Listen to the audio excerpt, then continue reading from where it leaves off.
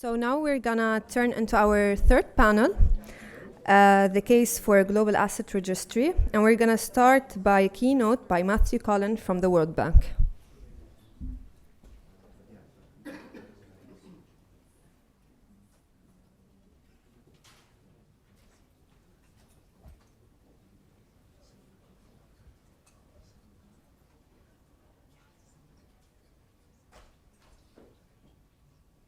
Hello, everyone. I hope you can hear me just fine. Hello from sunny but very cold Copacabana in Bolivia. My name is Matt Collin, and thank you for coming to today's session. I should note before I start talking that what I'm going to talk to you about today, or my views as a researcher, they don't necessarily reflect the views of the World Bank. So I was trying to think of a good example of how opacity of ownership, especially offshore ownership, has been thwarting our attempts to fight illicit finance. And then I looked out the window and saw the collection of boats outside in Lake Titicaca, and I thought, what better example than the Scheherazade? So the Scheherazade, it was a mega yacht that was anchored off the coast of Italy. And because of the Russian invasion of Ukraine, there was intense media speculation that the boat was in fact indirectly owned by Vladimir Putin. But despite the fact that this was widely rumored by the media, it took the Italian government over 2 months to seize the boat. And there's a number of reasons it might have taken them some time to figure out who ultimately owned it. One is because the Scheherazade wasn't owned by any particular person on paper. It was a flag carrier of the Cayman Islands and owned by a shell company based in the Marshall Islands. So it took some time for people to establish the actual owner on paper was a Russian oil tycoon named Edward Gahun-Denatov. And even longer to figure out the fact that Gahun-Denatov was probably holding the yacht on behalf of Vladimir Putin. So the Scheherazade illustrates that despite the fact there's been kind of decades of improvements in transparency around asset ownership and offshore ownership, we still struggle, even at moments of crisis, to correctly identify who owns what. So whether it be the enforcement of sanctions or fighting cross-border tax evasion or fighting international corruption, we're still struggling to get it right. The second thing that the Scheherazade illustrates by the very fact that it was anchored off the coast of Italy and not somewhere less exotic was the fact that illicit assets tend to make their way from poorer and emerging economies to richer countries. So this is a very much a rich country problem. Just to illustrate this a little bit further, the graph on your left you can see is data taken from the ICIJ's leak of information from the business empire of Isabel dos Santos, who was the daughter of the former president of Angola. And what the leak demonstrated is that dos Santos kept her assets largely not in very poor countries, but in richer ones. And that's because if you're going to enjoy your wealth, you'd rather enjoy it in Paris or New York or Rome than in Luanda. And also, once you've established your presence in these places, you get a sheen of respectability that comes from being established in a place that has, at least on paper, good institutions for fighting financial crime and illicit finance. That's the first kind of point of irony, and that is that most of these places score really well on international assessments like those conducted by the FATF, despite the fact that these are the places that are holding most of the illicit wealth. The second point of irony is it's fairly well established that it's poor countries that are the source of a lot of illicit wealth, but these are the countries that get dinged on international assessments for not adhering to, say, FATF standards or OECD standards, despite the fact that they're ultimately not the ones that are holding the wealth. So developing countries lose twice over, and this really establishes that the onus is on rich countries to find a better way to establish who owns what. So this might point us towards something like a global asset registry, an interlinked database of ownership that allows us to at least create a network of deterrence for preventing people from holding these assets in these jurisdictions. But before we can think about whether or not we want to move towards a GAR, we need to think about what are the current solutions that have been in place in the last 10 years, and how are they working and how are they not working, and how might they add up to a global asset registry? So I'm going to talk about two of them in this talk. The first is automatic exchange of bank account information, what we call AUI, which has largely been established through the OECD's Common Reporting Standard.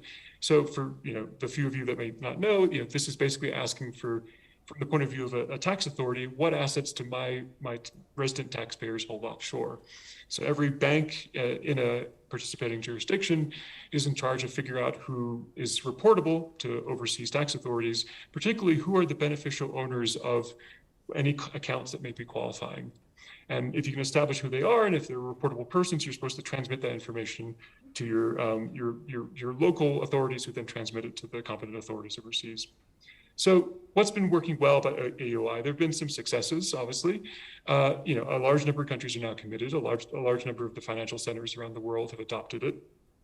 There's more adopting every year, more committing every year. There's been a clear impact on offshore deposits, particularly in tax havens.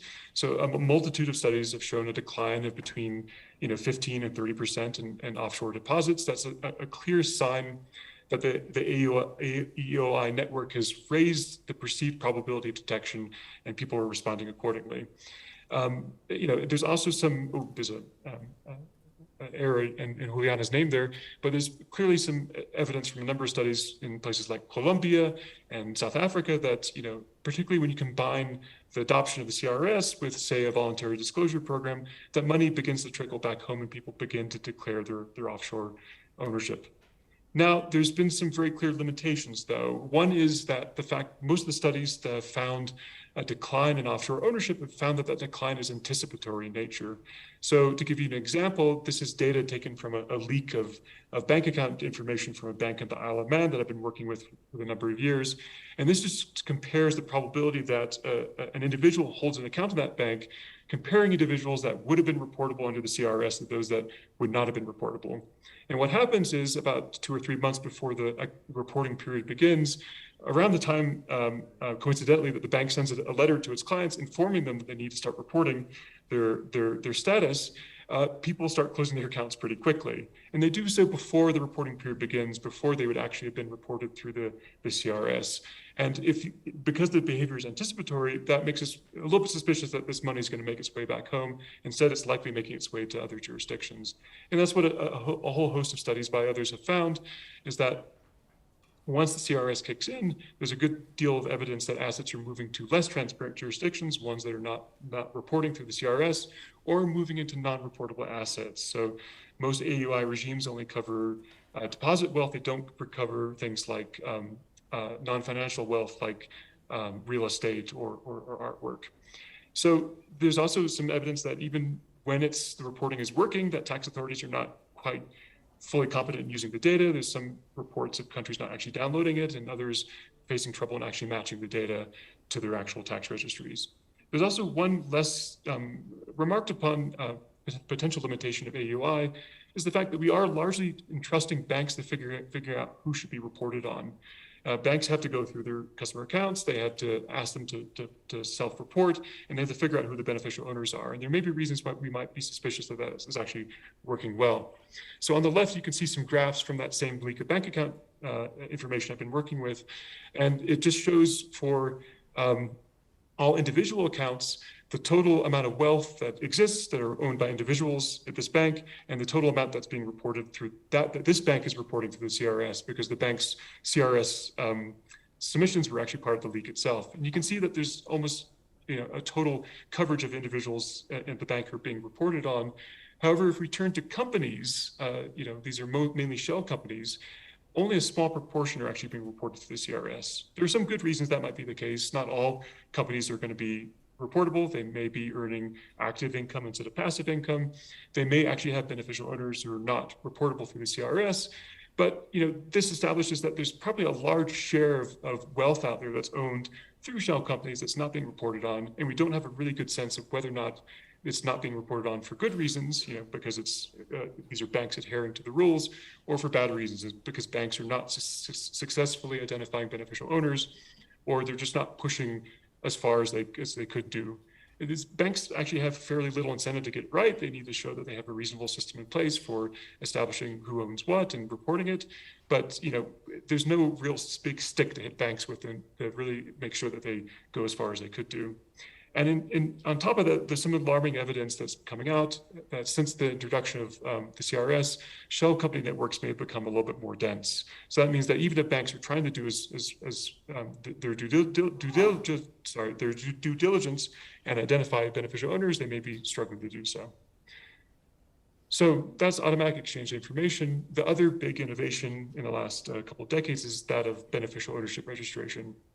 And this asks not what do my residents own offshore, but who owns the assets that are within my jurisdiction. So, this can take the form of either requiring companies offshore who own assets locally to register who their ultimate owner is, or just requiring, or in addition, requiring every company that's registered within my jurisdiction to also register who their ultimate beneficial owner is. Now, this, a lot of states have been adopting some form of beneficial ownership registry or some beneficial ownership requirements in the last couple of years. I would argue that the academic evidence base behind this on the effectiveness of these registries is a lot more limited than you'll find in AUI. So it's one of the reasons it's very difficult to come up with a good evidence base behind the effectiveness of beneficial ownership registries is there's kind of a lack of natural experiments. There's not many instances where beneficial ownership registry has been put in place, and we can look at whether or not behavior has changed before and after that. But I want to give you an example of one case where we have looked at it, the imposition of beneficial ownership reporting requirements and what happened after that was introduced. So this is the context of the United States, and where there's a lot of concern that people use mainly US-based shell companies to purchase high-value property in places like New York or Florida. So what the US Treasury did in response to this threat is the FIU, FinCEN, introduced something called the Geographic Targeting Order Program in January 2016. First in 2 counties, in the city of Miami and in Manhattan and in New York City. And then later they expanded the program to cover 22 counties around the United States, covering around 1/3 of the national volume of real estate sales in a given year. So this is a substantially expansive program of reporting.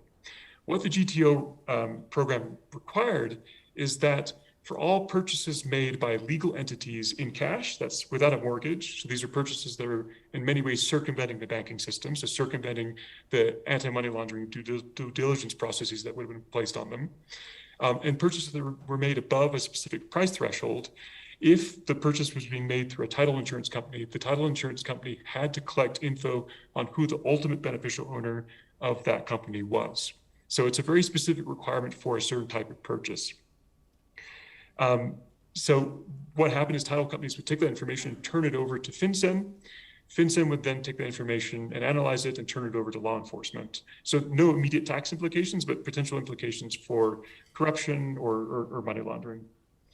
So because this policy was introduced in a staggered fashion at different times, this makes it a really good testing ground to test whether or not there were any deterrence effects. So whether or not anyone changed their behavior and turned away from these markets as in response to the imposition of these reporting requirements. So in a paper with my colleagues Florian Hollenbach and David Saikonyi, we look at the effects of this policy. So we use data from Zillow, which has information on pretty much nearly every property purchased in the United States, and we look to see whether or not the very transactions that were being targeted by the GTO regime, these are corporate cash transactions above certain price thresholds, were changed after the regime kicked into place in different counties at different times. And we compare corporate cash transactions to those by transactions by purchases by individuals using mortgages, because these were unlikely to have been affected by the policy, and so it would have been a reasonable placebo. We look for both effects at the county level, so when a GTO kicked in for a county, but we also compare counties at certain price thresholds. So we look and see whether or not transactions within a price threshold that's being targeted change respective to transactions at lower price or thresholds that were not being targeted. And the long short of the story is that we find no consistent effects, particularly when we compare to the placebo effect. So before and after the GTO was introduced, there's basically no change in these property markets. There's no change either in the price of properties, of high value properties. There's no change in the volume of property transactions. And there's not much evidence that when we drill down onto transactions that are likely to be more suspicious, those by companies that were established more recently, or those that were established, those were purchased through dodgy banks, we find no evidence that any suspicious transactions became less likely during this time. So what's going on here? So if transparency policies generate no behavioral response, if a beneficial ownership requirement doesn't change people's behavior, then two things have to be true. Either there's no illicit activity to detect, and so there's no behavior to really be changed. We think that's pretty unlikely. The more likely outcome is that there's little expectation by people who are putting their money in these markets that they're actually going to be caught. And that can be because in the case of the GTO program, there's plenty of means of circumvention. In the case of the GTO program, it was fairly easy to use the trust to buy the property, or you could just avoid using a title company itself, or you could buy it using a property with a proxy owner and then swap out ownership later on. Or you could just put down a false name and just not expect FinCEN was going to be able to figure out that you were lying on the form. There's, in fact, not much evidence to date that there was much effort or even ability to verify that information is correct. And the US is not alone here. So we all know the example of Companies House in the United Kingdom, which almost quite humorously, a number of media outlets have reported that there are owners of companies with names like Adolf Tooth Fairy Hitler, where you have these large registries of ownership, in many cases public registries of ownership, which are just chock full of false information. And this speaks to the fact that despite the fact we can establish these registries, you really need to back up these registries with the ability to enforce their validity. It's not clear that many institutions are really have the capacity to do this currently. So if you look in the case of FinCEN, FinCEN is going to be in charge of looking at the validity of beneficial ownership information once the Corporate Transparency Act is fully implemented. If you look at FinCEN's latest budget, so FinCEN's old budget was about the annual equivalent of what Hollywood spent on the movie Jumanji. It's now been increased to basically what Hollywood spent on the last Toy Story movie. But that gives them around $7 per registered company to establish who is lying and who's not lying. It's not clear that FinCEN really has the capacity to do that. If you look at the latest boost in Companies House funding, it's going to be about $18 per registered company. So you need to find a way to make these institutions a lot more efficient at establishing the validity of these registries if you want to have a credible threat towards those that are registering their ownership. Now, Global Asset Registry might solve some of these problems, but it might not solve all of these problems. So there's good reason to think that if you create an interlinked system of ownership registries, that the shared data will make it easier for authorities to flag inconsistencies. That's part of the kind of reason we want to have a GAR in the first place. So that might make it easier for capacity-strapped financial intelligence units or other competent authorities to spot where there are problems. It might make it easier to kind of nudge other authorities to do better if their peers are observing that they're shirking on making sure the data is correct. But I argue that if we have a network of companies' houses, we're not going to do the sum of the parts is not going to be that much greater at the end of the day. Now, it's possible that combining information from the private sector may help a little bit. And so I would imagine that a successful GAR would still combine information from the automatic exchange information regime. So it's worth noting that banks already collect information on beneficial owners. They've been doing it for years, even before the establishment of the CRS, as part of their anti-money laundering and counter the financing of terrorism due diligence requirements. Now, banks don't always get it right. And obviously, there's been issues with the way they've been doing it in the past. They've been also, doing an additional check through the CRS self-certification process. It's, this is, despite the fact it's going to be imperfect, it's going to be possibly a powerful cross-check on what people are submitting to public authorities as part of their beneficial ownership recording processes. What I think is very, very, very crucial is that banks never be allowed to use existing beneficial ownership registries as part of their due diligence processes. We can't allow them to sit back and rely on what public authorities are gathering. We need them to continue doing the work that they're currently doing and use it as a cross-check. If they sit back and just rely on what is in the company's house or what's being submitted to FinCEN, there's a real risk that we're just going to even lose the current cross-check that we have on beneficial ownership that comes from the private sector. So just going very quickly on developing countries, because that's a particular interest of mine, how will developing countries benefit from a GAR? So one of the very palpable issues is the fact that developing countries have really lagged behind in their adoption of beneficial ownership registries. That's probably okay in many ways. So the adoption of the core components of a GAR for these countries is lagging. In theory, though, as I stated at the beginning, the main concern is about assets being held by elites and rich countries. And so a network GAR covering the US and Europe and the United Kingdom would still reduce the scope for illicit flight. But so as long as a global asset registry remains non-comprehensive, particularly non-comprehensive when we think about offshore financial centers or popular destinations for real estate wealth, there are going to be still plenty of places to hide wealth. And we're seeing that very much so with the recent reporting on real estate being held in the United Arab Emirates. So one of the questions I'm going to put to the panel is what mechanisms can we put in place to improve adherence to a GAR in these jurisdictions, but without further punishing low-capacity developing countries that themselves are never going to be the destinations for illicit wealth. So how can we, move the needle forward, but without punishing people who, really aren't responsible for the global bad of illicit wealth? And then finally, if we establish a GAR, is there going to be a way for developing countries to have access to it if it's not public in a way that they can benefit from it, even if they are not part of the system themselves? If not, we may be stuck in the same place that we are with automatic exchange of information, where many countries lag behind in their capacity to implement the policy, and so therefore don't get to benefit from the reciprocity of exchange information in that regime. So in summary, I imagine for a GAR to be successful, we need to really be pushing the effectiveness of our existing registries a lot further. And there's not a whole great deal of evidence that the existing registries are working that well. So we need, a big step up in our ability to evaluate them. Either that's going to be, through research. There might be other methods of doing so.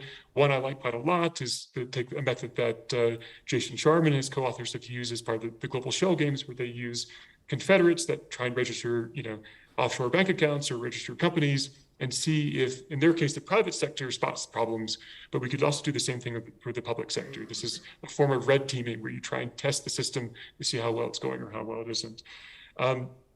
So we need to get serious about evaluating and testing the way existing registries work.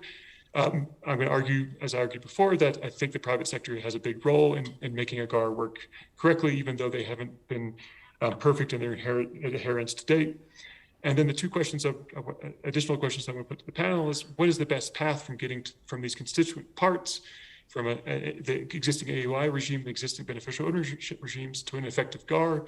And then how can we, what complementary investments do we need to make while putting together a GAR to make sure that developing countries benefit the most? Because they are the ones that are losing out the most currently, both in respect of losing revenue and both in being kind of ill-treated by international institutions for their lack of adherence to existing standards. So thank you for your attention, your time, and I look forward to seeing what the panel has to say.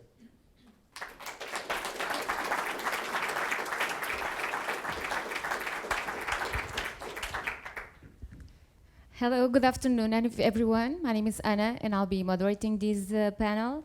As you heard from Matt, we are talking now about the Global Asset Registry, and this discussion couldn't be more timely, taking into account the war in Ukraine and its effects, and also the sanctions imposed namely by the EU, and the challenges verified in order to enforce these sanctions. As we saw, the EU has expanded these sanctions quite recently and asks for national efforts, namely from the authorities in the member states, to identify properly the individual's health.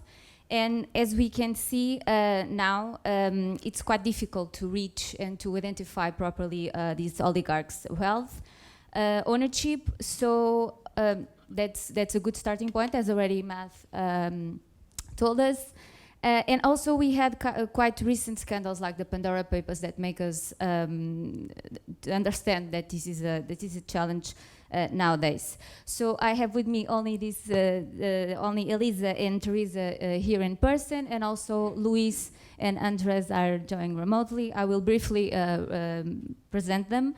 So I may start with Elisa Casi-Eberhard. She's an assistant professor at the Norwegian School of Economics. She received her PhD from the University of Mannheim, and she's visiting scholar at the Boston University.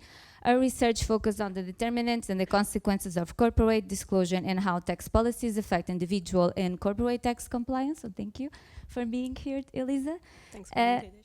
Now I move on to Luis Garicano. Who is joining remotely. I think he can hear us. He's an economist. He's a member of the European Parliament, where he's member of Econ and Budget committees. He's a co-rapporteur for the draft report for the EU's new anti-money laundering authority. He's also the head of Ciudadanos delegation at the European Parliament and vice president for economic affairs of the Renew Group, Europe Group. He's a professor of economics, currently on leave of absence at IE Business School, and previously he was a professor at the University of Chicago and at the London School of Economics. Also joining remotely we have Andres Knobel. Hi Andres. He is a lead researcher on the topic of beneficial ownership for the Tax Justice Network. He studied law at the University of Buenos Aires and at Columbia University in New York. He completed his master's degree in law and economics at the Ditela University in Buenos Aires. His work focused on beneficial ownership, offshore trusts, and automatic exchange of banking information. Last but not least, we have Theresa also here live with me. She is a researcher at the EU Tax Observatory and the Eastern Europe and Russia coordinator of the World Inequality Database at the Paris School of Economics. Further, she is pursuing a PhD at the Free University of Berlin, and her research explores inequality trends in Europe and topics in international taxation. Her latest co-authored publication is a research note on effective sanctions against oligarchs and the role of European Asset Registry. And I would like to start on that point. Maybe I would just guide this session dividing by 3 blocks. We'll start to talk about the past, what were the main challenges, and now we also move on to the present time, and we can find some block spots. And also we will try at the end to look to the future in order to understand how this all will develop within 10 years. So as I said, Theresa, maybe we can start to talk about the magnitude of hidden offshore wealth. You, as I said, you also you published a joint note on effective sanctions against Russia oligarchs. So I would like to ask you if you can help us to understand the magnitude of this hidden wealth, and also what is that means in terms of foreign revenue. Thank you, Anna. I'm happy to speak here, and maybe I just give a broad picture on the magnitude of hidden wealth. So by definition, hidden wealth is very hard to measure, but fortunately we have now in recent years seen quite a few studies that with a quite indirect way could measure the order of magnitude of hidden wealth, and they all get to a quite similar number of the order of magnitude, which is about that the equivalent of 10 to 13% of global GDP is hidden offshore, often in tax havens. So in absolute terms, that would be about 8 to 10 trillion euros that are hidden or that are in offshore centers. And then those studies usually look more into detail who basically holds the wealth in offshore centers. And the broader picture there is that it's mainly the rich who pay for services, that can pay for services to put their wealth in offshore centers. And I think the most prominent example, and the example we also show in our note and is currently much debated, are Russian oligarchs. So when we look at Russia, Russia is a very unequal country. So the wealthiest 1% of the population own about 50%, half of total household wealth in Russia. And when we zoom into those very rich people, there's a study by Altstadtsetter, Johansson, and Zuckman. They look at the 0.01% of the Russian population, but they also look at other nationalities. But the 0.01% of the Russian population, those are around 10,000 individuals. They hold about 12% of total Russian household wealth, and the authors find that about 60%, more than half of this wealth, is held in offshore tax havens. So we see that this is really an issue for the very rich, and I don't want to say that this is by no means a Russian-specific phenomenon. This is really an international phenomenon. We know that also from the leaked data that people that use shell companies to channel their funds, they come from all over the world. What does it, you asked the question, what does it mean for tax revenues or for foregone tax revenue? When we think about, we know more or less the order of magnitude of how much is hidden, and when we know that this hidden wealth usually is invested in securities, it's invested in businesses, so there's a rate of return, and if we apply this rate of return and think about that much of this is not declared, and if we would tax it properly, then for example, Gabriel Zuckman finds in his book that for Europe, there's a foregone revenue of at least 60 billion euros per year. 60 billion euros, just to put it in a bit of a context, we did last year this report on Pillar 2 on basically the global minimum tax on corporate profits. And for the European Union as a whole, we find an extra revenue of about 60 to 70 billion euros per year from this huge tax reform. So, but here it's not about a tax reform, it's really like foregone losses, because we just don't know that those incomes, who gets those incomes. So this is a substantial tax revenue loss, but also beyond this, beyond tax evasion, I think hidden wealth is very important, because financial secrecy, it facilitates illicit financial flows like money laundering, for the purpose of money laundering, for the purpose of corruption. So it doesn't only undermine government, our government's budgets, but it can undermine also our societies due to criminal activity. Okay, and I think I'm going to stop here. We can stop there, and we can actually talk now with Andres about the final secrecy. Andres, you are part of the Tax Justice Network, and you have been part of this publication for several years.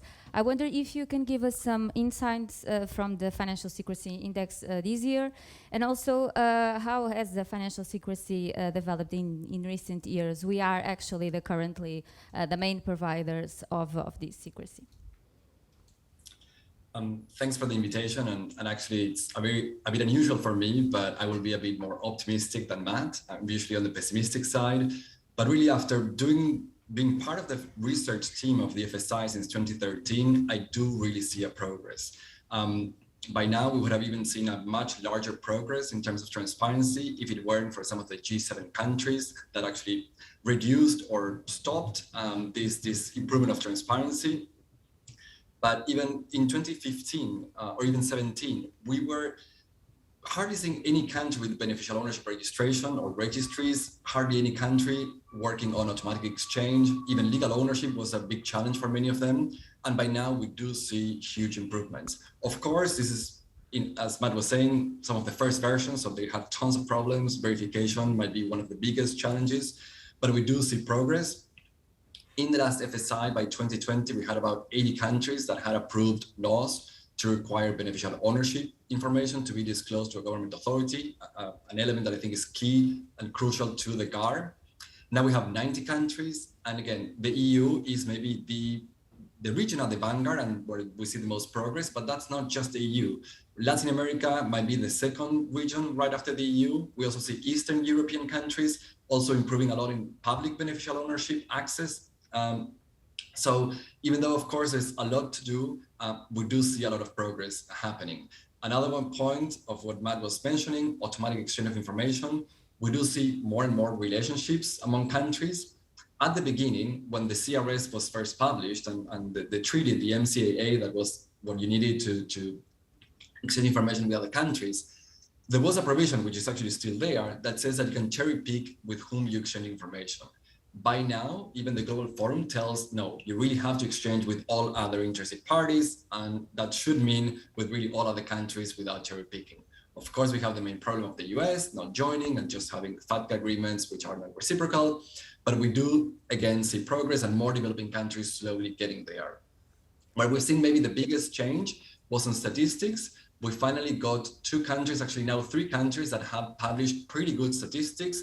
These are Australia, Germany, and now Argentina. And now thanks to these statistics, we can be monitoring how the CRS is working. And we found out that some banks were identifying account holders from Antarctica and Bouvet Islands. So clearly a mistake that was first disclosed thanks to the statistics published by Australia. But again, even Germany, which again is an EU country and quite a powerful one, is leading the way in showing that countries can publish how much money non-residents have in their own banks, and also how much and where residents, say from Germany, are holding their assets. And just by publishing statistics, there were pretty impressive cases. So the first time, even German media reported that Germans were hosting most of their money in Jersey. Not in Switzerland, Switzerland was second, but Jersey was the first one. After these media reports, we saw that holdings in Jersey went down by 98%. So clearly statistics are working, and just when we have public access to this, we see changes happening. I mean, of course, now we need to know where the money went, and that might be up to German authorities to check. But thanks to statistics, we can now hold German authorities to account and make sure that they will do something about that. The other point where we see slow progress that has a lot to do with the car is on information on real estate. So some countries are now giving free and public legal ownership information on real estate. These are Czechia, Croatia, Slovakia, Sweden, and Slovenia. And there's a few other ones. And some countries are even moving towards beneficial ownership of real estate. We have France, and we have also in British Columbia and Canada. So again, verification might be the biggest challenge. Public access to information is another big one. And maybe the last point is that countries are improving on new bio-registries, but they are forgetting about even basic things such as ensuring legal ownership will be there or bearer shares will be prohibited. But many of them, including Germany, we have work to do on that. I'll stop here. Thank you so much, Andres. And since we are in Brussels, I think we can bring the EU to the table now, and I will move on to Luis. So the topic of asset identification became more into the spotlight, taking into account the sanctions imposed on Russian oligarchs. I wonder, Luis, if you can tell us how effective are these sanctions, and did the war in Ukraine lead to a new mindset towards the final secrecy in the EU? What's your view? How effective are the current mechanisms in the EU and worldwide on this matter? Well, thanks very much. Thanks for having me here. Does it sound good? Yeah. Indeed, you're very right. The sanctions have created a lot of awareness. I mean, I've talked to several national regulators and supervisors lately who tell me, like, you know, they might know, like in the chat that we were hearing about before from Collin, they might know that some asset belongs to some oligarch, but they actually have no evidence that actually can prove it. Enforcing the sanctions is proving to be a nightmare. And it is the problem. It is the existence of shell companies behind shell companies and all these layers of secrecy. The law that we're putting in place, as you know, there is a package right now making it through Parliament. My bit is the Anti-Money Laundering Authority, but there are another two pieces. There is a new directive on top of all the previous ones, but this is going to be different because we have an authority, and a regulation that are going to actually solve some of these problems. What are the key challenges to answer with a bit more precision your question? First, there is no enforcement in Europe. In the US, there are agencies in charge, as you know. In Europe, there is really no authority in charge of enforcing sanctions. My desire would be that AMLA would take this role. At the moment, these are national authorities, and there is no consistency between national authorities of different countries. And notice, and everybody should be very aware of this, and that's the big problem in a place like European Union, that there are big prisoner's dilemma type incentives to be the one who has more flexible rules and attract assets. So if you can kind of play a little bit ignorant, that's going to help you because you're going to get all this hot money that's going to allow you to, I don't know, finance your real estate or your banks or whatever it is. So the enforcement in lack of national authorities gives the wrong incentives. There is also the information issue that I was raising, that the authorities tell you, look, we're acting a little bit even rashly by taking freezing assets that we know belong to the oligarchs, but we can't prove because of these beneficial ownership registries. And the information issue is essential, right? And that's where the registry, the Global Asset Registry would really make a huge difference that Gabriel and others are pushing very strongly and very rightly. You cannot crack down on assets when they are protected by shell corporations, and these include sanctions, these include crimes, etc. But in this particular case, with sanctions, we are in real trouble. And finally, the rules describing how the systems and controls of that institutions should have in place are also national.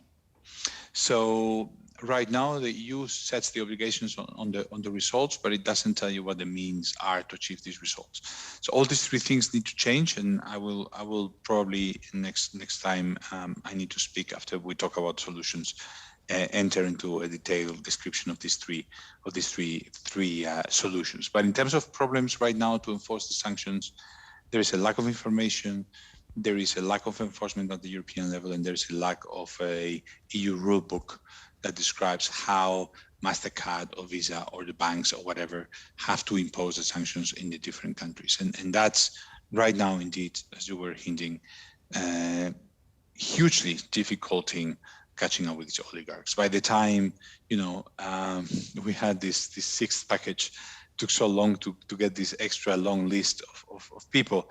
By the time you get those people in your list, they've moved all the money to Abu Dhabi or something.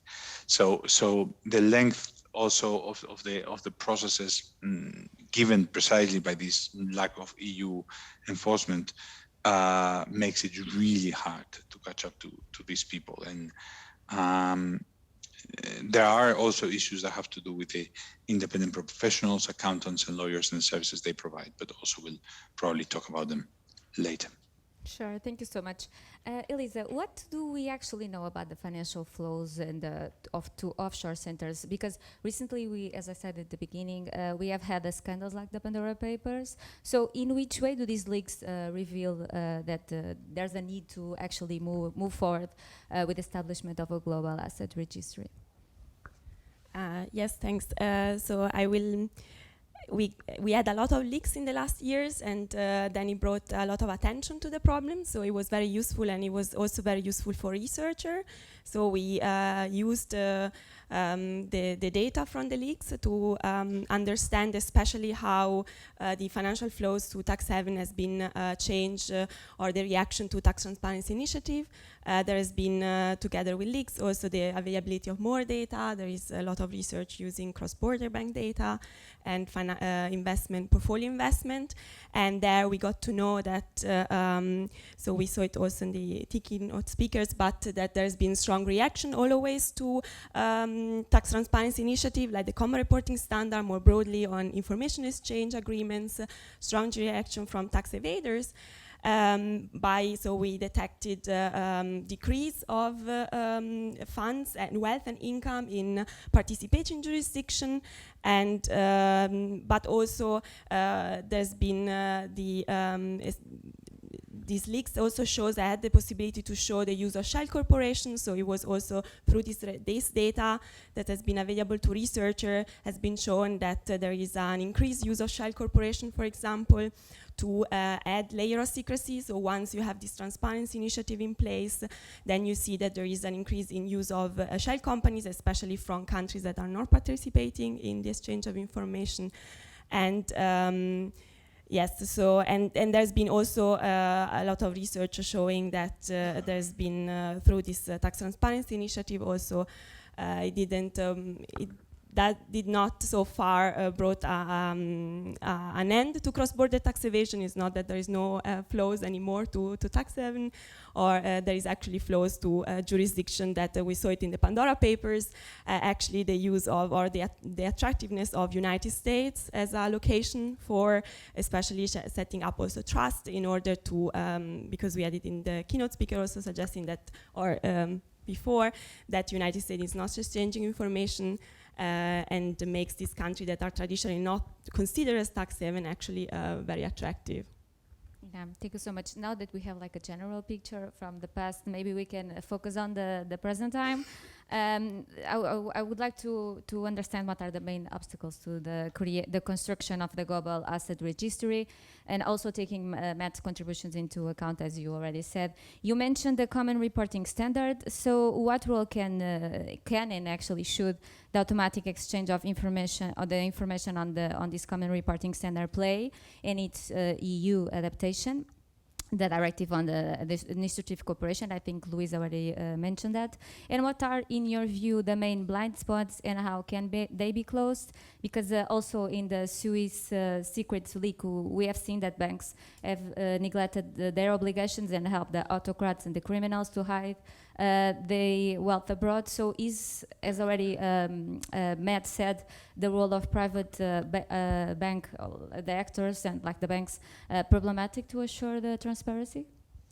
Yes, so I think definitely the common reporting standard is a very fundamental piece for the Global Asset Registry, because we had a long tradition of information about land registry, for example, but now with the Common Reporting Standard, for the first time we had, or a tax authority so far, because it's not publicly available, information about foreign financial accounts, and this is an important part of where the wealth of rich people are nowadays. So this is very important input for the Global Asset Registry. At the European level, actually, the Directive on Administrative Cooperation, we had several amendments. One of them, so in Europe, we had even more information. One of the most recent was about mandating intermediaries to disclose aggressive tax planning arrangement. And I think this can be also a useful input for a Global Asset Registry. We would get to know really the type of transaction, in particular the clients using this type of aggressive tax planning arrangements. So for example, use of trust or other no-reportable assets under the Common Reporting Standard are disclosed now through this amendment to the Directive on Administrative Cooperation. And on the other side, I think also the Global Asset Registry is fundamental for the effectiveness of the Common Reporting Standard, because as far as I know, for example, tax authority are really struggling in matching, especially in getting to know who is the taxpayer behind deposits that are corporate-owned. And as far as I know, there are countries struggling to get beneficial ownership information if, for example, there are no public registry, because the Common Reporting Standard is the duty of the tax authority, but the beneficial ownership is many countries under the responsibility of the Financial Supervision Authority, and sometimes there is little exchange between the two. So I think this global registry is helping. Or when it's even public available beneficial ownership registry, still the tax authority can easily access it. When I think about the loopholes or what we should improve, we had it in the previous panel, a lot of discussion about citizenship by investment schema, residence by investment schema. There is research showing that this type of program has been more used. I have also researched myself showing that this program are being used more once you have this transparency initiative, because basically one can open, a German taxpayer can open a bank account through his citizenship, for example, from Malta, and then the information of the Common Reporting Standard will be sent to Malta. So even when we want to populate this Global Asset Registry, then we need to have accurate information, where is really the residence. And maybe last point, I think, which is important, is the legal professional privilege. So for example, in European Union, we have different definition, and there are certain countries being very generous on that. So meaning that, for example, in the context of this Sixth Amendment to the Directive on Administrative Cooperation, the intermediary, in theory, is the primary to provide this type of information. But in certain countries, they enjoy the legal professional privilege, for example, banks. And there we see, again, I have research in this area, we see that there is this country that became very attractive. So you see that there is an increase in cross-border deposit, for example, from these countries. Because one thing is if there is third-party reporting, and one thing is there is self-reporting. So again, to ensure that we have good quality information, I think we need to really ensure that the enablers are joining, and they don't have any escape to say, no, I can't, it's privacy from my client, so that they really truly have to report. Thank you so much. Andres, now I move on to you. Are the national beneficial ownership registers the way forward to build a global asset registry? And I wonder if you can tell us which blind spots do they have and which next steps are actually needed? Yeah, thanks for the question. And yeah, the answer is yes. I think BO registries are essential and a key part of that. So the great thing for the GAR is that, again, most countries already have asset registries for real estate, for aircraft, for vessels, for cars. And people have an incentive to go and register their ownership just to protect their private property. So already asset registries are really the best placed to hold this information. At the same time, beneficial ownership information is so challenging, it's actually quite challenging for beneficial ownership registries, that I think it's better for BO registries to specialize in having the BO data, the beneficial ownership data, and to have asset registries just have the asset information, even at the legal ownership level. So the way it would work is that the land registry would say that this house is owned by company one, and then you go to the BO register, which says that company one is owned by John. And that way you can combine this and know that John is the beneficial owner of the house. Now, to achieve this, and again, we are in a pretty good shape because, again, most countries already have the asset registries, which in most cases already collect legal ownership. We just need to improve then what is happening at the BO registry level. So one of the things, in addition to verification and all the things that Matt and I also mentioned earlier, the main problem, which also happens at the EU, is that in most cases, they only cover local legal vehicles. So basically a German company or a French company. They don't cover a foreign company, say a Panamanian company that owns real estate or a car or a vessel. There's a slight improvement, and so Germany or the UK have improved on this, and the AML package is talking about this. But in most cases, these changes talk about acquiring real estate, not already holding it, or establishing a new relationship with a bank, not already holding it. And again, they even circumvent that to real estate, where we have many types of assets that would be eventually relevant for a GAR, again, like aircrafts or yachts. So those triggers should be expanded to cover any legal vehicle, any foreign legal vehicle, a trust, a company or foundation that owns any type, at least of registrable asset in the EU. So that would be the ideal part. Of course, we also need to work on thresholds. 25% is very high already, but as it was mentioned earlier, a lot of wealth is held by investment funds or in investment funds, and also in listed companies or securities in general. And many of these are usually not covered by BO registration, either because the stock exchange or someone is supposed to have the data, but in most cases, the regulation for listed companies or investment funds has to do with investor protection or minority shareholders. It's not about identifying beneficial owners at the natural person level. So many times they don't really cover the same people we're looking for in BO registries. Sometimes they're simply not covered because sometimes trusts or LPs are not covered by the regulations. This happens in the UK. And the other problem is that, again, in most cases, the BO thought is as the real controller, so anyone with more than 25%. But if we think about it, even someone holding 0.01% of Apple, that clearly gives you no control, but it's still worth $200 million. So we clearly want to know who is behind that. Now, until we get these cases where BO registries can be truly combined with asset registries, I think that some asset registries could start collecting BO data, like France or British Columbia in Canada. Again, this shouldn't be the main source, but it's a good way to complement and to cross-check the data. And another thing, which is quite easy to do, has of course quite big risks of non-declaration, is to start having a type of asset declaration. So just as we have asset returns or tax returns, to start having asset returns where we ask taxpayers to declare any type of assets that they hold anywhere in the world. Of course, there will be a lot of under declaring most likely, but that's still already a legal obligation, and we might start getting some data. For instance, the inheritance tax return used in the UK is pretty comprehensive, talks about all different types of assets. So I think that could be a pretty good source if we think about establishing one of these asset registries or asset returns. Thanks. So Theresa, I was seeing that you were agreeing with Andres. Could you tell us what are the concrete building blocks at the EU level on the European Asset Registry? Yes, thanks. So yes, I agree with Andres that BO registers, and also I agree with Elisa that the automatic exchange of information are two very great building blocks, but I want to start a bit broader, because I think to really establish financial transparency, we need financial transparency across all relevant asset types, because otherwise we see those shifting patterns we've seen, like for example, from Elisa's research, that they go in non-cooperating jurisdictions or they go in other asset types, which we've also seen for the automatic exchange of information, that if financial wealth is covered, then they go maybe into real estate.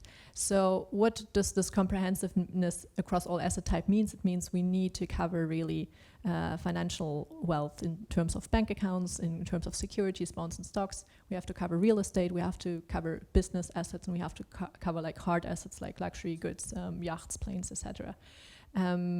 And especially at the EU level, I believe we have the organization capacity, or we have a lot of information already, also based on those policies, like on the DAC, on the Directive on Administrative Cooperation, and from the anti-money laundering legislation. But now the challenge is to combine this information of those different policies, as I don't know if it was Andres or Matt said, we have to combine them and cross-check them. That will give a global or a European Asset Registry much more a solid basis. So, and just to go a bit more into detail, so I think yes, the DAC, the Directive on Administrative Cooperation, is a great building block, but here also we have to look more into detail how well it actually works at the EU level, because we know from anecdotal evidence that some member states, we are not sure actually if they use it, or we are sure that some of them don't really use it. And is this because they opt for voluntary secrecy, or is it because it's an administrative burden? It's hard to also process this data. So we really have to go. We know that after this was announced that there were behavioral effects, but we actually don't know what the financial authorities do with it. So we have to evaluate this. And on the beneficial ownership registries, they cover a lot of ground in terms of business ownership, but also kind of part of real estate ownership when you hold it through a company. So this is great, but they have a lot of, this anti-money laundering, the 5th anti-money laundering directive has a lot of blind spots still. Just to name two, it's I think Andres mentioned it, this 25% threshold. So if you hold 25% or less of shares, then you don't have to report the beneficial owner until now, or you don't have to be reported as beneficial owner. As well as what Andres also mentioned, that if you hold real estate through a non-EU shell company and you purchase this before March 2020, you don't have to register. So I have a lot of hopes that this will now change with the revision of the anti-money laundering legislation. I've seen the draft reports on the directive and regulation, and they really want to cover those big blind spots. Then after that, we have to look for the detailed, smaller blind spots.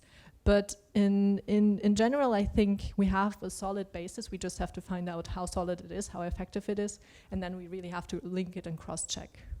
Yeah. So Theresa already mentioned the new rules in the EU. I don't know, Luis, because the European Parliament has been quite vocal on these matters. So these new rules against the anti-money laundering are now on focus, and I would like to know what's your view. It's overcoming the financial secrecy mainly a technical issue, or is there a lack of political will in the EU? I mean, it's always politics, right? Almost no technical problem in Europe is technical. I mean, that's one thing you discover pretty soon. And to also do a little bit of a wider view. I mean, so you know that the package has 3 elements. I mentioned that before. It has the authority and it has the directive and the regulation. All 3 are coming out now, and all 3 we are opening periods for amendments. We will be receiving amendments on my part, the authority, over the next couple of weeks. And all 3 can play a role indeed in opening up this secrecy. I do think that the sanctions issue, and there is a sense in European capitals, and I had conversations recently with several people on the Council and on the Commission, that suggest that there is a will now. There is a will, the sanctions are helping.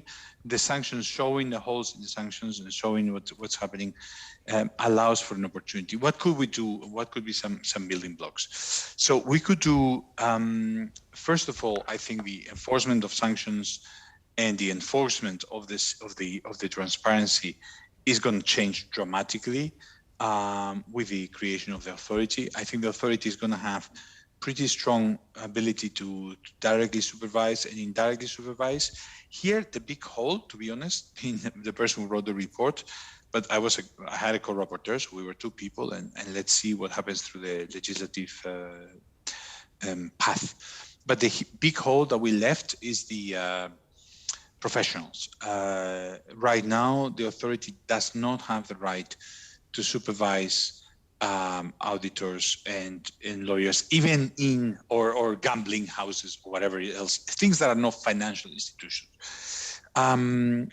Even in extreme cases, I wanted to try to put it for extreme cases. And in answering your question, that plays a huge role in closing transparency loopholes. It's really essential. I mean, we saw it in the last scandal. All these Luxembourg lawyers building shell companies. It wasn't really about banks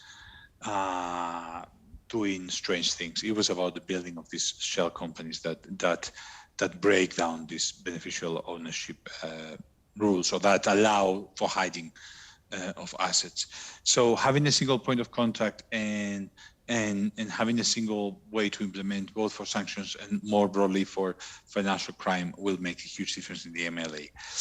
On the asset registry specifically, that you were asking the previous speaker, I would say in the directive, we are already, and we have to do more. We have to amend the directive. I'm a shadow on that one. I'm not in charge directly, but we have to make sure that we have the ability to figure out what's the wealth of the different individuals and put assets in the spotlight with an EU asset registry. So I think we can do that through amendments to the directive. And we saw in the OECD that you first move and you create some leadership, and then others move behind. So I would hope that Europe can actually be the first mover on this, on the European asset registry, while we try to get the global one. And thirdly, on the rules, I think on the rule book, I think the AMLR could be the place where we can include a list of obligations for financial institutions to flag suspicious transactions and to follow up on what their customers are doing when there are red flags, when there are identifiers that are bothersome. So my sense is that the political obstacles are going to be weaker over the next year. And my sense is that the 3 pieces of legislation that we will be able to pass over the next few months will be able to close some of these loopholes by creating the enforcement, creating a registry, at least at the European level, and harmonizing some of these rules so that we can have some level playing field between regulators. So now we already took a look at the past and at the present now. Maybe we can change to the future and to see and to try to portray how it will be, what would be possible within 10 years. So Luis, I would like to start with you. You already mentioned the Anti-Money Laundering Authority. So could you tell us more about this authority? Will this new institution be a game changer in your view? And how would the European Asset Registry, you already also mentioned, look institutionally? Will this be centralized in the new AMLA or rather connected to the national registers? Okay, so let me be very straightforward about the key obstacle here to a satisfactory answer to your question. It's the resources, of course. Right now, the current legislation proposed by the Commission has a very limited size, 250 people, and below $50 million in budget. This is, in my opinion, in the opinion of the report, not going to be enough. We believe we should go at least to 40 supervised entities rather than 12 directly supervised entities, and then move on to more. Right now, it's a little bit of a small authority to really make the difference we all wanted to make. Are there resources there? So that's the big question that we have to discuss over the next few months. I would say it depends on whether we are creative and innovative enough. And what I'm trying to say is this. Banks right now have to deal with multiple jurisdictions. They have to talk to a wide range of supervisors and follow a wide range of laws when they are in different jurisdictions. If we are able to tell the banks, look, you move to the European level, it's going to be more transparent, we're going to have more ability to enforce rules, but at the same time, it's going to be simpler for you because you only have one set of rules, one template on which you have to report. I think it could be easily the case that banks are actually able and willing to put more resources. Just to give you one paradigm that we're not using right now in the legislation, but I like. Suppose banks are allowed to choose to be supervised by the AMLA, by the authority. I would not be shocked. If we don't have a stigma, I would not be shocked if many banks would say, hey, rather than having 6 or 7 supervisors, I want to choose to be supervised by AMLA and pay the corresponding fees. I will save myself 7 different templates, etc., etc. Right now, for banks, this is a huge headache. It's a lot of resources. It's a lot of uncertainty, a lot of different rules which are not coherent.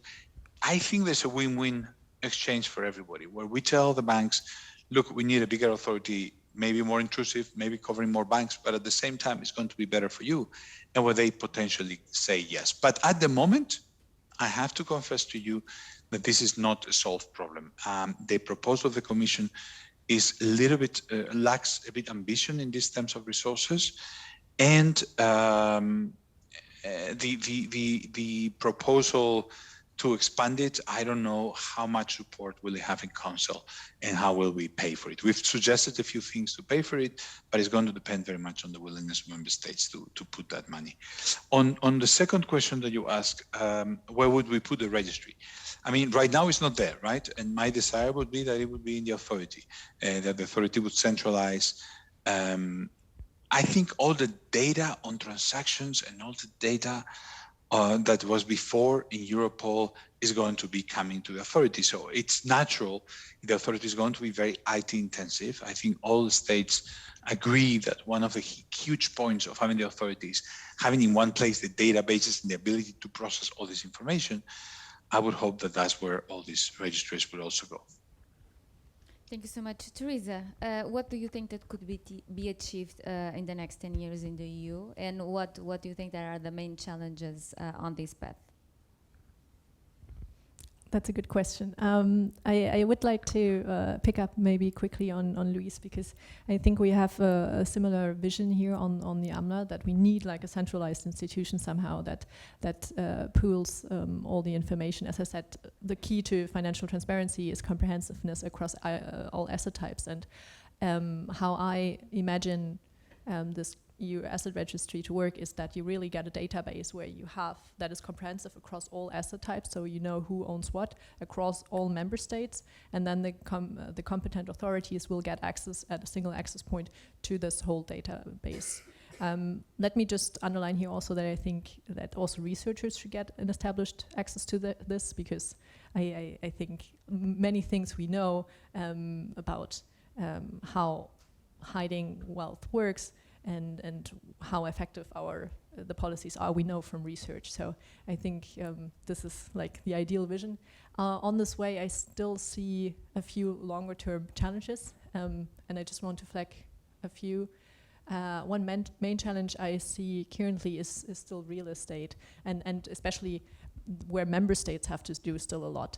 Well, because like real estate registration often like works at the national level currently, and it has very different data quality and very different information in the different registers. When you just look at Germany, like a very big member state, we don't have a fully digitized national register on real estate. We have like subnational small registers with different data quality and not even all is digitized. So you really have to go to a municipality and ask for the data. How do you want to connect this?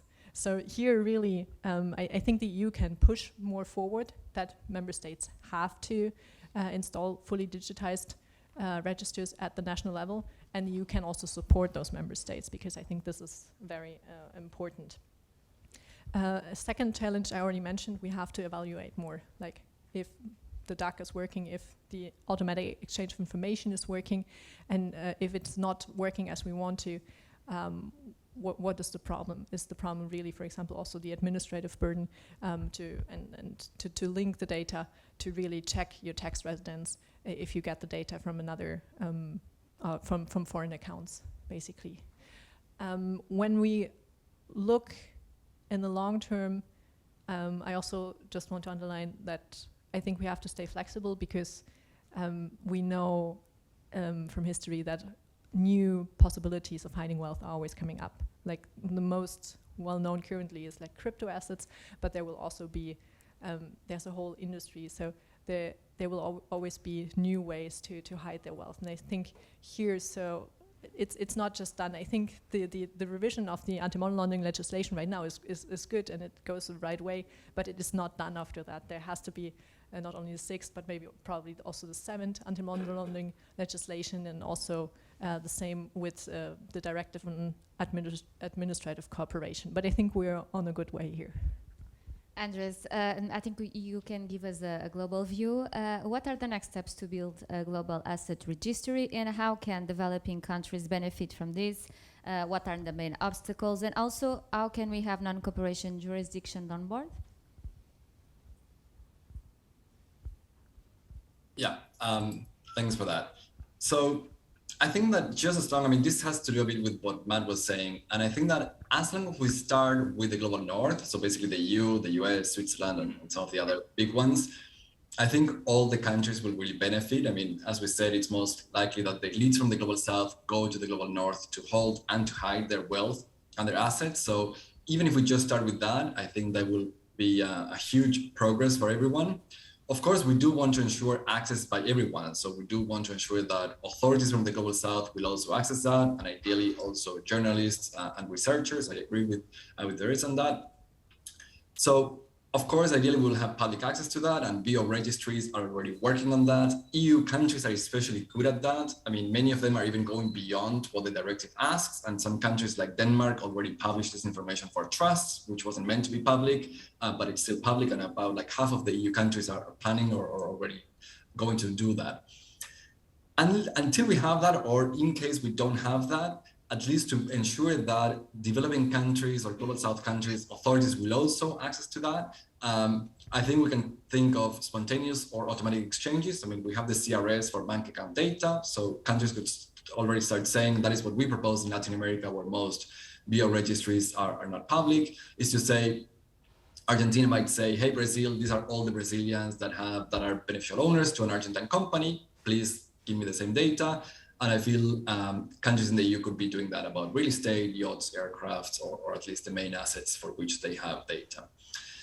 Now, the other point is what to do with tax havens and secrecy jurisdictions. And I think here we could have, I mean, I feel like sometimes we think like, oh, but what are we going to do if Cayman or BVI doesn't want to help, or even Switzerland?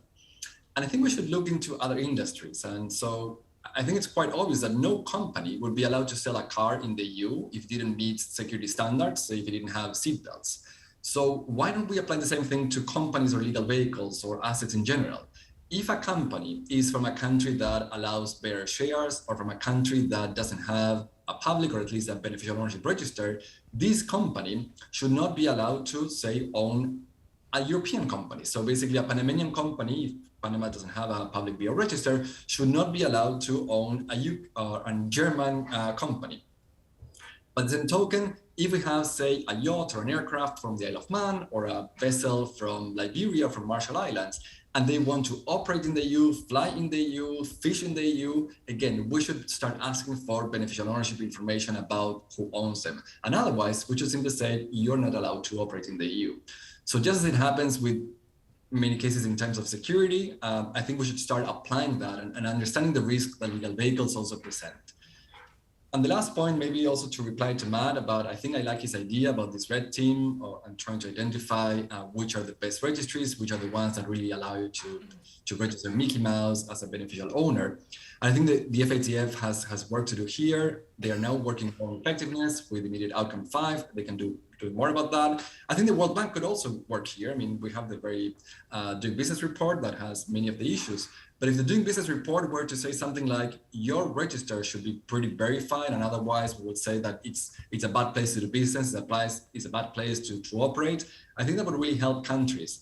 In most Latin American countries, I mean, what doesn't happen in the US or the EU, but does happen in the Global South, is that countries are very afraid of international standards, are very afraid of blacklists. So if it starts becoming a standard, countries will change. I mean, many countries had banking secrecy in their constitution, and they change everything so as to comply with the CRS and not to be blacklisted. So I think if it starts becoming a standard, countries might not be very happy, but they will do it. So I think we should also take advantage of that. I'll stop here. Thanks. Thank you so much. And last but not least, Elisa, what do you foresee to be the main challenges, the future challenges when it comes to financial transparency?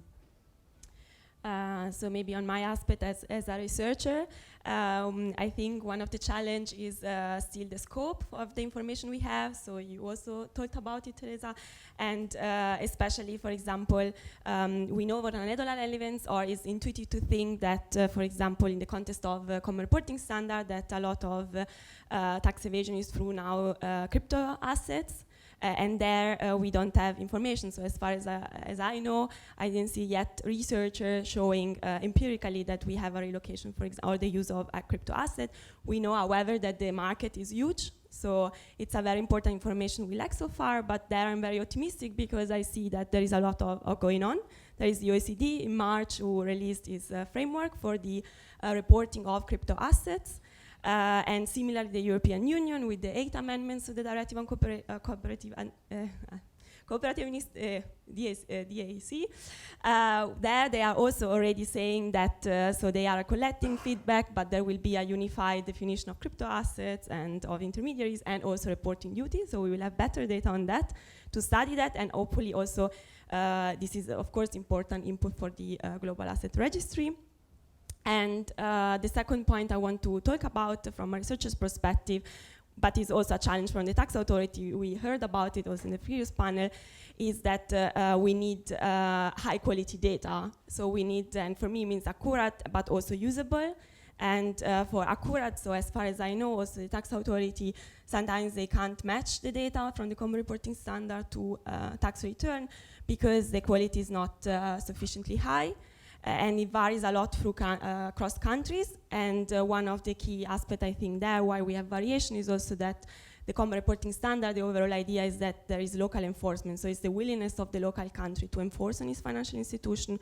And when we look at, for example, penalties, there are certain countries very low penalties and also lack of due diligence. But also that the OECD is doing a lot of work, I know, on on checking that. So I think on accuracy we can expect also improvement.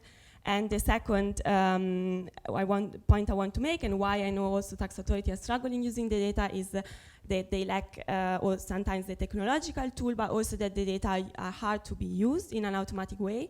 We are speaking about millions of data. There is no way that we researcher or tax authority can analyze it manually. Yet we have certain tax transparency initiative allowing paper submission. I think this is should not be allowed. So going forward, we shouldn't allow paper submission. And also the example of the common reporting standard, I think is great with this idea of having a global standard with fixed category. So also for us researchers, when we look at the data, it's really good to have like a certain standard category of income.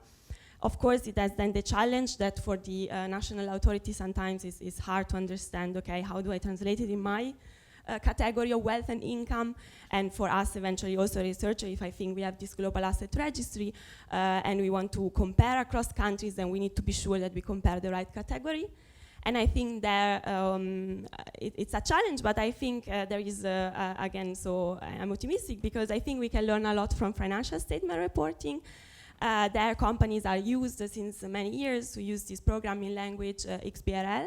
And I think it's very useful, and to the point before was raised, I think it would also be a way to get on board banks, for example, because they are used to reporting such standard in this programming language, so it would be useful. And I think when we think about tax transparency initiative, we encourage this standard, this programming language, because it's very easy then to extract the data. So to really extract in an automatic way which categories or which specific asset we want to extract and study.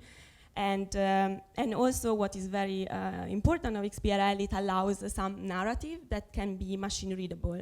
So I know also from the tax authority, and this is again to this category of income, it's very useful to have some narrative to understand what is inside this category. I know it will help a lot the tax authority, and I think us researchers when we do cross-country analysis. And then with XBRL has this really nice feature that is everything machine readable as well as human readable. So I think it would really help us making use of the data. Thank you so much. I think we have some time now from the question from the audience. Can I give two very quick reactions to two comments that were made? So one on Andres' comment. To me, one of the big and I think to the voters, one of the big surprises of areas as strong as the European Union, also the United States, is why don't we use this power in the way he is arguing? Why are we not saying, look, if you come from a jurisdiction like that, you can't purchase European companies? But even further than that, I mean, I agree with him that blacklists and all these standards make a huge difference, and people are pulling our leg and stealing our money, and we are not able to even put them in a list and be clear and sharp and restrict trading with them. I am always disappointed about that, and I hope that we will be able to go further in the direction that he is pointing out. And my second very quick comment to a comment, I think it was made I think it was made by Theresa. Yeah, it was made by Theresa. Concerning the linkage of the registries, the Commission proposal on the directive does say that beneficial VO registries and bank account registers would be linked, but it doesn't talk at all about real estate registers being linked. And I think that they should be, as she was hinting, or she was pointing out. And I think this is something we should do on the amendment period. That was just two quick reactions to comments. Thank you. Thank you so much. I don't know if you both have something to add, or shall we move on to the questions from the audience? I wonder if there is some question. I would kindly ask you to identify yourself and to tell us would you address your question to? Tommaso Faccio from the Independent Commission for the Reform of International Corporate Taxation, also an advocate for the Global Asset Registry. My question is to Luis Garicano. You said that the board will ultimately land with the council. Where do you see the incentives for governments that usually would have pushed back on this reform? What do you think could happen? I think we have the wind behind us for the first time in a long time, but I might be wrong. When we talk about the different compromises on the authority, what I see is a pretty broad agreement on most questions, and only concrete issues like the scope, which is important, being very, very controversial. My sense is that the countries that have usually played games here, Luxembourg, Malta, Cyprus, and many others that are known to everybody, are weakened by both the fact of the sanctions and obviously by the absence of the United Kingdom. I mean, the Crown territories, as everybody here knows better than me, the Crown territories and the other kind of pseudo UK Crown possessions are numbers 1 to 15 on this list, right? I mean, so my sense is that we are going to be able in Council to make some significant progress, but this is just right now my feeling. And until we sit there and we see, first of all, we have to see their compromises. They don't have a common position yet. And until we see that and we start negotiating with them, it will be hard to know for sure. But maybe some of the other people in the panel have a view on how this atmosphere, which is always so hard to measure, has changed in this matter. Someone wants to answer? Okay, is there any other question? Yeah. Jacob Miete, University of Munich. Thanks for a fantastic panel. I have a question, I'm not sure to whom, which is, what do you think is the best way to address the creation of this registry if we look at the private registers that are already there compared to the way to kind of use public resources to do that? It seems that you all agree that it should end up at a centralized and publicly organized point. However, we've seen a lot of examples today of one country blocking a decision that everyone else agrees on, of political will being absent and so forth. And we've also seen a few hints here and there that the actual problem is a very well organized financial service industry that undermines a lot of these things that happens on the country level. So I'm wondering, and you know, this extends to most assets that you've been talking about. Real estate, for example, yes, there are national registers, but these national registers are usually based on notary offices, right? So they're usually private collections that then become national registers. So I was just wondering if you have a sense, what is the more feasible road to arrive at these asset registers, a private one or a public one? I don't know, Theresa, maybe you want to answer? Yes, I think in this short time, I think I have to reflect on this a bit more. But I think for real estate, I didn't think about that much. It's a very good point that we should think more about, just make the direct link. But in general, yes, we have a lot of information also in private registers, and especially when we think about the central security depositories. We didn't talk about this at all. Like that, for example, in the beneficial ownership registers currently, listed firms are not included. So what we know about the shares issued by listed companies, it depends. Like if you hold a share in a European company, in a listed company, from a bank account that's not in a non-cooperating jurisdiction, then we, for example, don't know much. However, like, we have those central security depositories, this is now in financial wealth. They basically facilitate like the buying and selling of shares. So they have information, but they usually pool, like at the end of the day, all the transactions. So we don't know for each person how one share goes to another person. We know it for a bunch of persons, so actually we don't know much. But I mean, this is some legislative action that could be taken just to say we have to end this street name booking, and we just have to know the information of each of the persons behind that sell and share here. I think this is a feasible approach, and this is basically really a trough of information we haven't used. I mean, I think in the cum-ex scandals, part of this information was looked at, but except for those scandals, it's not used yet, and it's huge. Yeah, you want to maybe on that point, especially on this, for example, the cum-ex scandal, it was on dividend tax arbitrage. For example, the experience I had with data availability from private was then they conditioned the research question you are answering. So, for example, we were not totally free in the way we wanted to answer the research question. So they always had then the last word on whether we would could have the paper out. So that I see a threat when it is privately held. On the other side, on the feasibility, for example, I saw some discussion at European level already on this idea, because for the direct administrative cooperation, at least from the 6 amendments onwards, there is the idea of creating this cloud system where it's not every country having its own information, but it's at the European level a cloud system where everyone accesses simultaneously at the data. So I don't think it's not feasible. So I think it's a good starting point, and I hope I will see more discussion or really coming this cloud system. Andres, Luis, you want to add something? Yeah, go ahead. If I can add something. So I think we can take what the FATF talks about, this multi-pronged approach. So they say basically use any source that you have and at least use as many as you can, at least for beneficial ownership, and here it should be the same.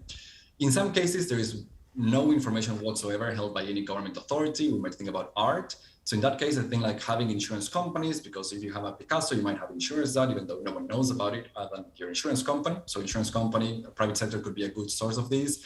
The same with Christie's or Sotheby's or any auction house that has information about who is acquiring what.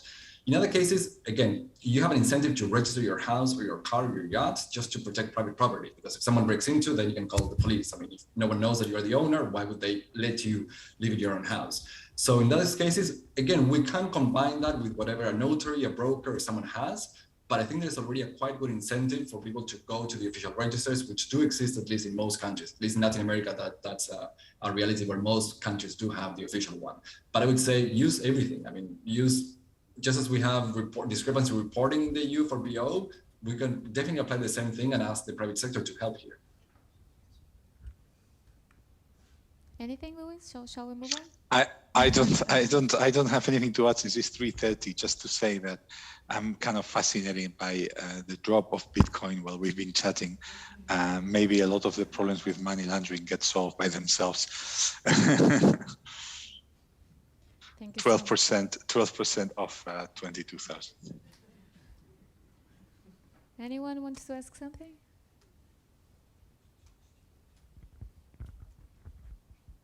Maybe just a quick thought on. Yeah, go ahead. So I agree that we should use all the information possible, but what then we also have to do is again verify the data. So we already have the problem that we in the beneficial ownership registers often this data there's no automatic mechanism right now that this data is verified. As we saw the example for the UK, but it's similar for the EU, and this is in EU legislation. So drawing on other data sources is important, and I think it can fill gaps, but we also have to build the capacity then to verify this information. Still an opportunity, no one? Okay, so I would like to thank everyone for being here and to participate. I want to also thank to the panel for this interesting discussion. And as we can see, tracking the past, the present, and the future forms of wealth is an ambitious project, but not impossible. And our speakers left some ideas too. So thank you so much.